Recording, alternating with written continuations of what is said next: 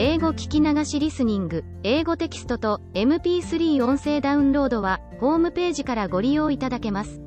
88thpp.com 88thpp.com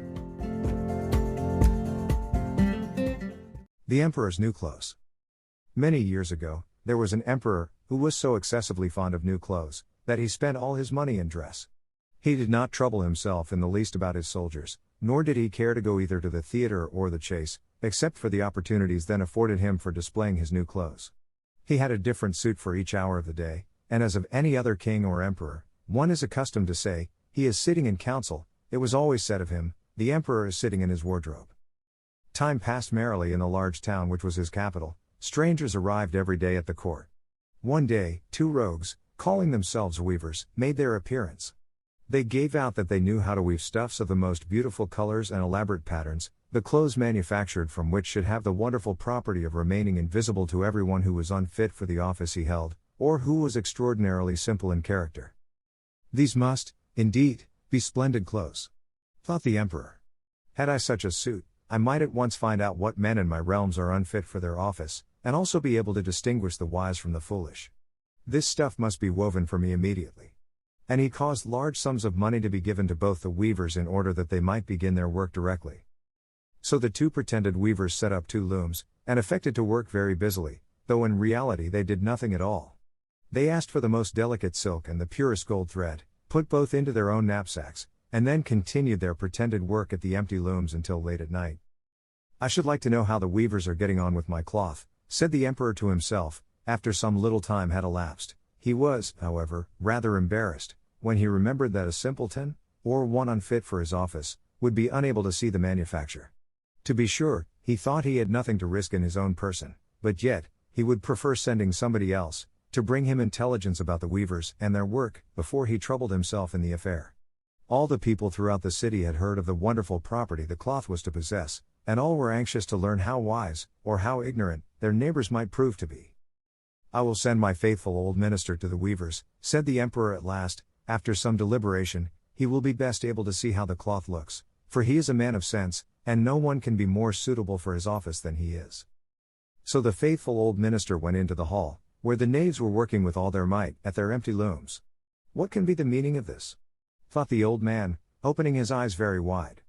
I cannot discover the least bit of thread on the looms. However, he did not express his thoughts aloud.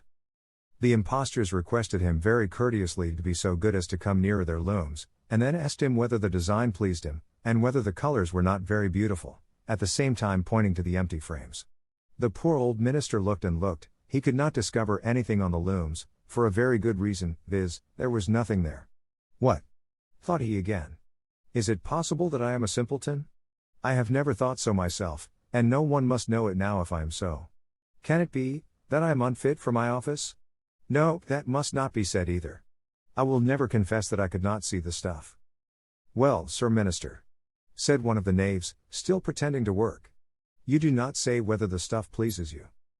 Oh, it is excellent, replied the old minister, looking at the loom through his spectacles. This pattern, and the colors, yes, I will tell the emperor without delay, how very beautiful I think them. We shall be much obliged to you, said the impostors, and then they named the different colors and described the pattern of the pretended stuff. The old minister listened attentively to their words, in order that he might repeat them to the emperor, and then the knaves asked for more silk and gold, saying that it was necessary to complete what they had begun. However, they put all that was given them into their knapsacks, and continued to work with as much apparent diligence as before at their empty looms. The emperor now sent another officer of his court to see how the men were getting on, and to ascertain whether the cloth would soon be ready. It was just the same with this gentleman as with the minister. He surveyed the looms on all sides, but could see nothing at all but the empty frames. Does not the stuff appear as beautiful to you, as it did to my lord the minister? Asked the impostors of the emperor's second ambassador, at the same time making the same gestures as before, and talking of the design and colors which were not there. I certainly am not stupid, thought the messenger. It must be, that I am not fit for my good, profitable office. That is very odd, however, no one shall know anything about it. And accordingly he praised the stuff he could not see, and declared that he was delighted with both colors and patterns.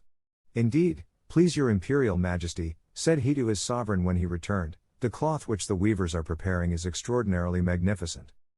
The whole city was talking of the splendid cloth which the emperor had ordered to be woven at his own expense. And now the emperor himself wished to see the costly manufacture, while it was still in the loom. Accompanied by a select number of officers of the court, among whom were the two honest men who had already admired the cloth, he went to the crafty impostors, who, as soon as they were aware of the emperor's approach, went on working more diligently than ever, although they still did not pass a single thread through the looms. "Is not the work absolutely magnificent?" said the two officers of the crown, already mentioned. "If your majesty will only be pleased to look at it. What a splendid design! What glorious colors!" And at the same time they pointed to the empty frames, for they imagined that everyone else could see this exquisite piece of workmanship. "How is this?" said the emperor to himself. "I can see nothing. This is indeed a terrible affair. Am I a simpleton, or am I unfit to be an emperor? That would be the worst thing that could happen. The cloth is charming," said he, aloud. "It has my complete approbation." And he smiled most graciously, and looked closely at the empty looms, for on no account would he say that he could not see what two of the officers of his court had praised so much. All his retinue now strained their eyes, hoping to discover something on the looms, but they could see no more than the others. Nevertheless, they all exclaimed, "Oh, how beautiful!"